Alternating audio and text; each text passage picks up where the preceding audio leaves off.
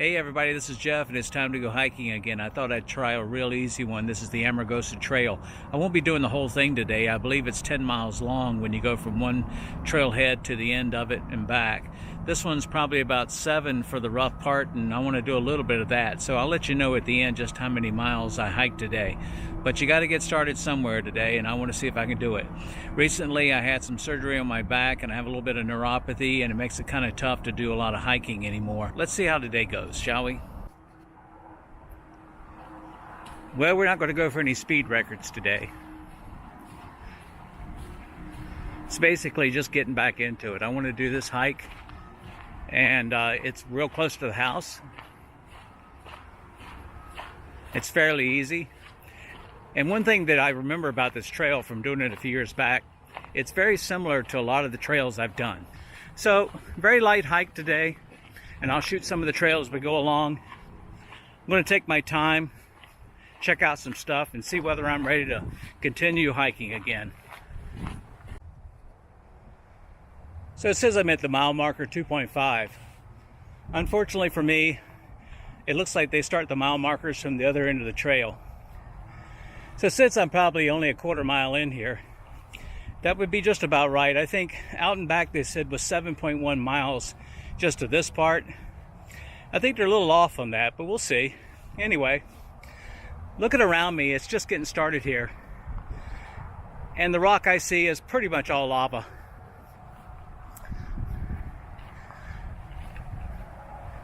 Got some houses right here at the start of the trailhead. Off in the distance is a mountain called Frenchman. That's that high peak you see right there. Just on the other side of what is Fiesta, that's our local casino. I've hiked that. It's rather grueling. I'd like to get back and maybe do it one more time. There are towers at the top, and right on the other side of it is the Nellis Air Force Base. And if you get up there early in the morning, you can see the jets taking off. Believe it or not, this far out, you can hear the jets in the morning as they're firing up. Anyway, back over this direction, the familiar Las Vegas with the stratosphere and some of the casinos. And off in the distance, you'll see that snow-capped peak. That's Mount Charleston. Maybe later in the year, we'll climb that again. That was my first really good hike. Really enjoyed that, and I hope to get back up there again. Anyway, let's continue on with these lava fields and get on into the trail and see how far we can get here. The reason I decided to start the trail on this side versus over close to Horizon Ridge is because basically this gets the hard part out of the way early.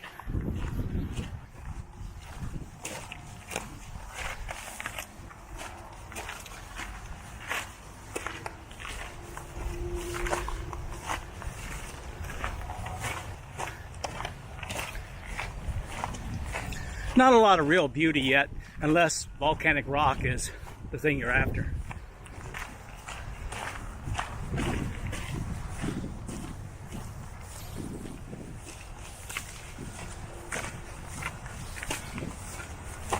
I promise you there will be prettier sights coming up. If you see that there, looks like they're doing some work up there. I think they're probably going to finish out a road they started a few years back from over there. And I'm hoping it's just a pass-through road, but something tells me houses are coming. I guess I can only hope here that they're not going to get rid of this trail. It really is a good warm-up hike.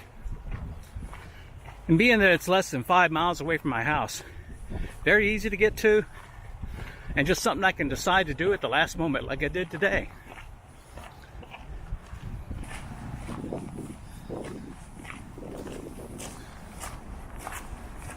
And up we go. I made it up here to the construction point.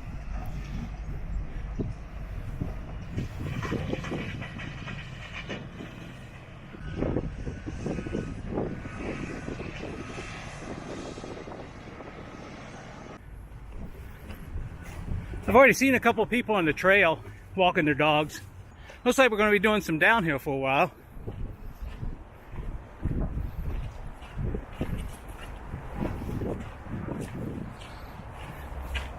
Oh, look at this.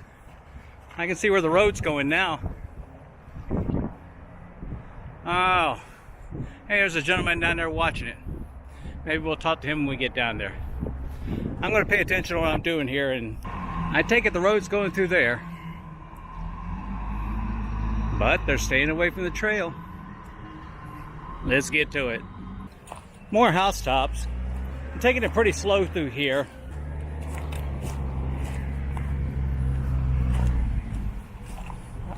I know I've hit this kind of stuff plenty of times. We call it scree.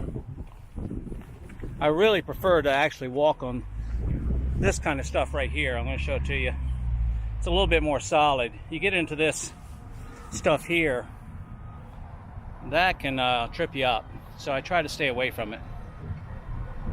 Well, it's been a half mile since the last one. We're getting there, the 2-mile marker.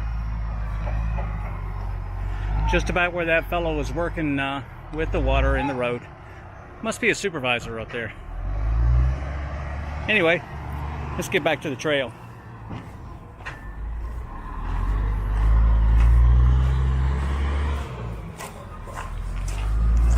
It's a nice section here with less wind. I hope you can hear me. I can't overemphasize this enough. If you like volcanic rock, you can come down here and just do some exploring. It really is never ending.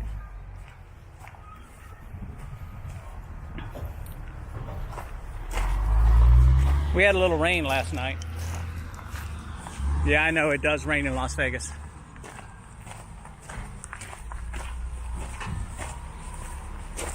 Sure is nice to get rid of some of that wind. I started this hike at about 62 degrees.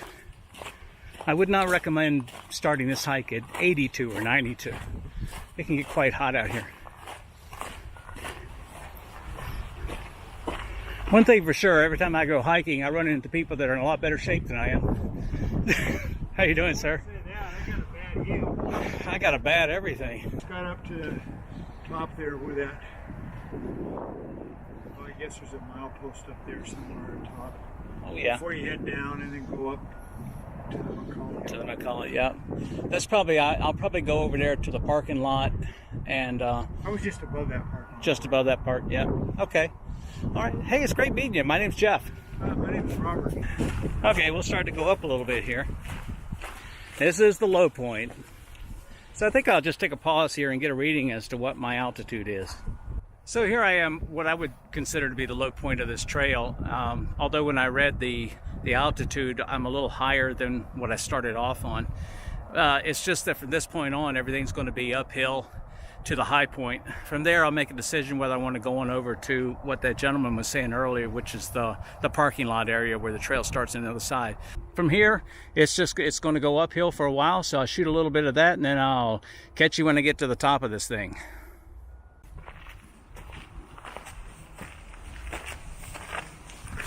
This is a pretty section through here. It appears that someone's dug something out there.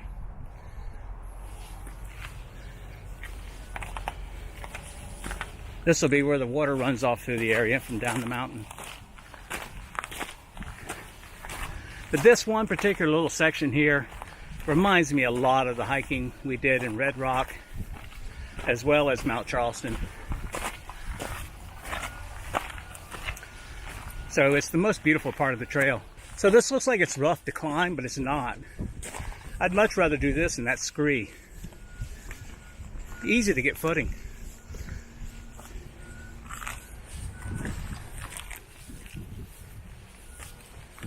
You don't want to do this in flip-flops. Now, I don't do these things fast. You know, I weigh 240 pounds. There's no way that my butt's going to get up here with any speed records. A lot of times I stop at these switchbacks. I know I like to tell myself I'm going to take pictures, but you know why I'm stopping. We get up here at the switchback. I'll take a break and show you a sweeping view. I need it. That's one switchback. There it goes again. Off in the distance, Las Vegas. The good thing about this is the wind's in my face here and it's probably not on the microphone. There's one of the trucks from the construction. You'll see the familiar stratosphere all the way to the right. Mandalay Bay all the way to the left. Mount Charleston, snow-peaked in the distance.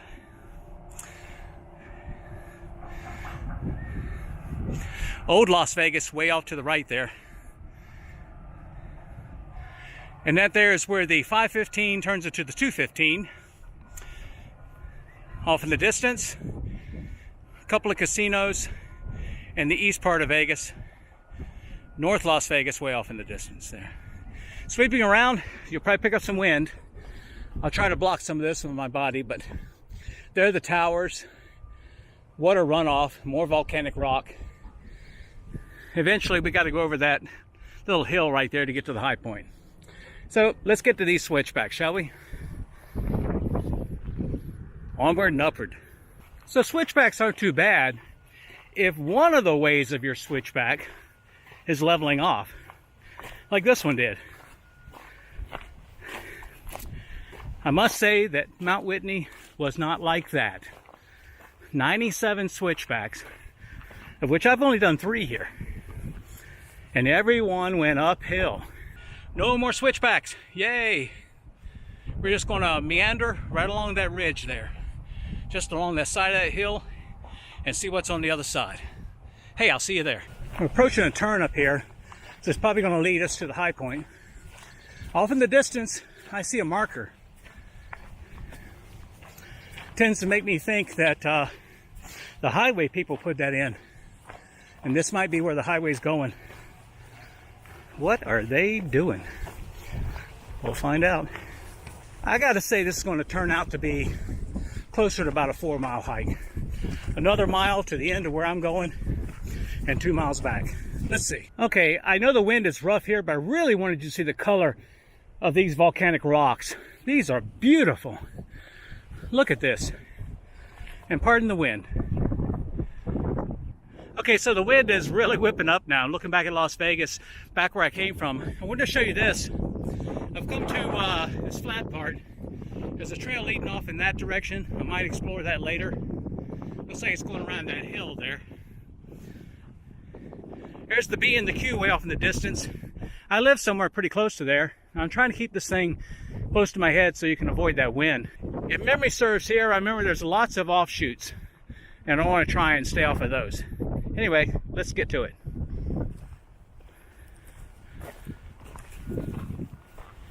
Just another interesting section on the way to the top. Another water runoff. Look at these beautiful flowers.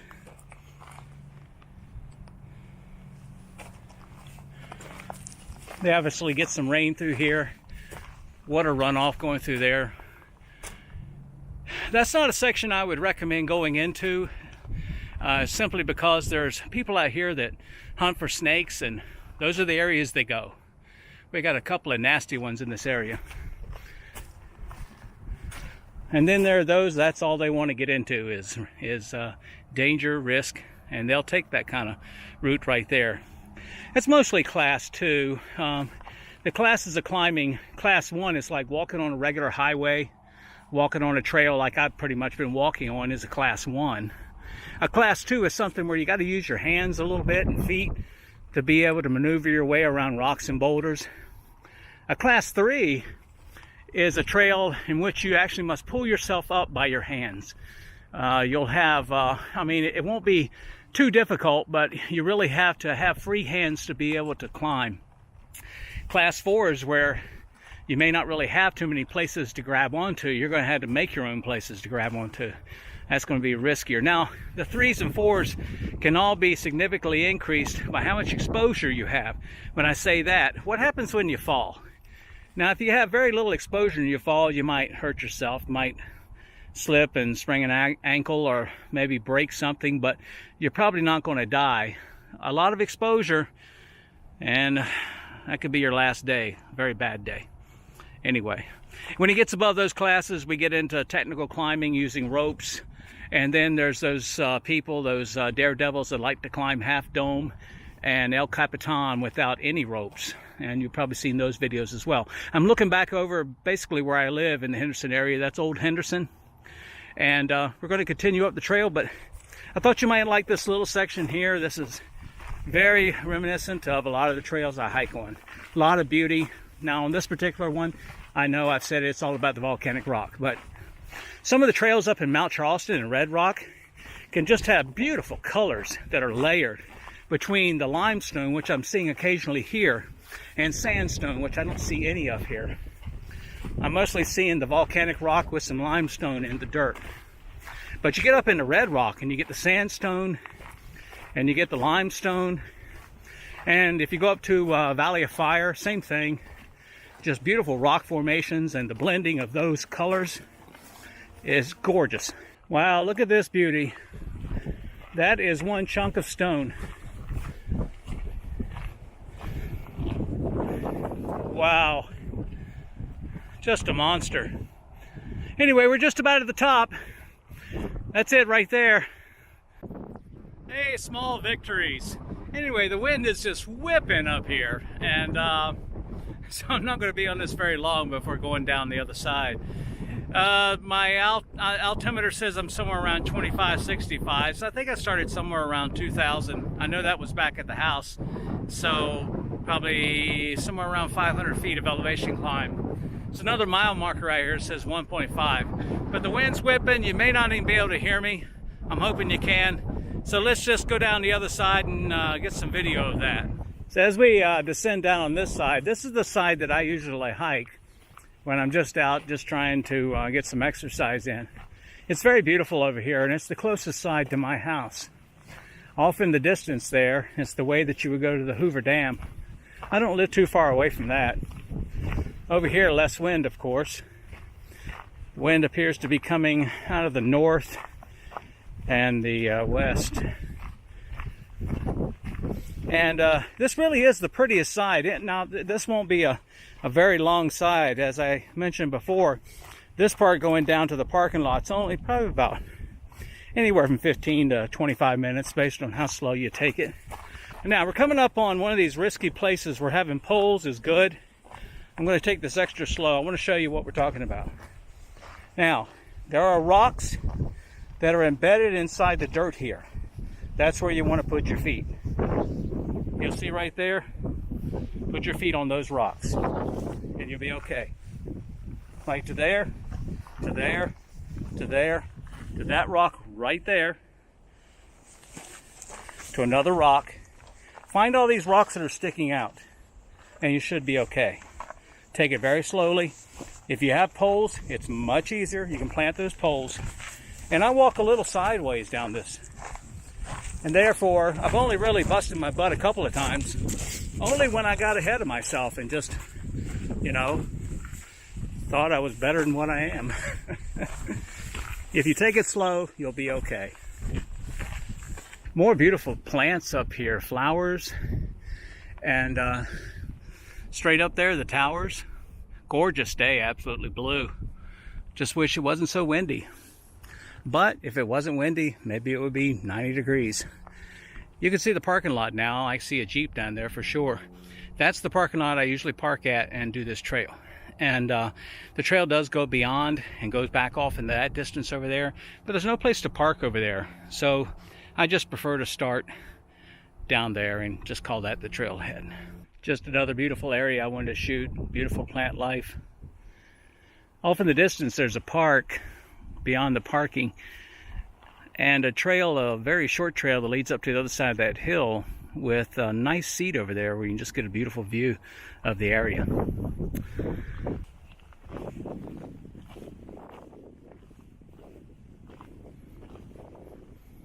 As mentioned before, there can be some rough sections with this scree.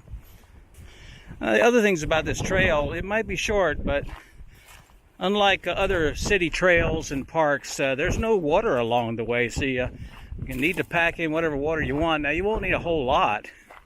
It's only about 4 miles, and I'm carrying my pack with me today only because I want to get used to the weight of it. I packed in a couple of Gatorades and for an extra couple of pounds, 2 or 3 pounds of the pack, right along with some food I probably won't be eating, but I just want to make sure I'm used to the weight. And I also carry some safety supplies with me, just in case I get stuck out here. It's not going to happen on this trail most likely, but I got to get used to the weight if I want to do some other trails this year.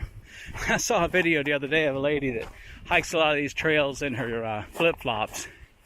And if you hike this one in your flip-flops, one thing for sure, you're going to be worn out at the end of the day. Not to mention, you're probably going to fall on your butt a couple of times. So now we're coming up to the part of the trail toward the trailhead, where if you wanted to go to its actual official ending, beginning, you would go off in that direction, and it's probably about another maybe mile over there. But again, there's no place to park, so I don't go over there. And this is what I consider to be a trailhead on this side.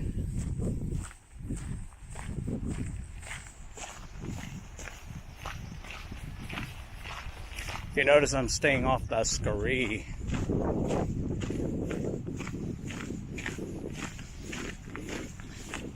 So if you hike in the way I did and you get here, it's halfway over.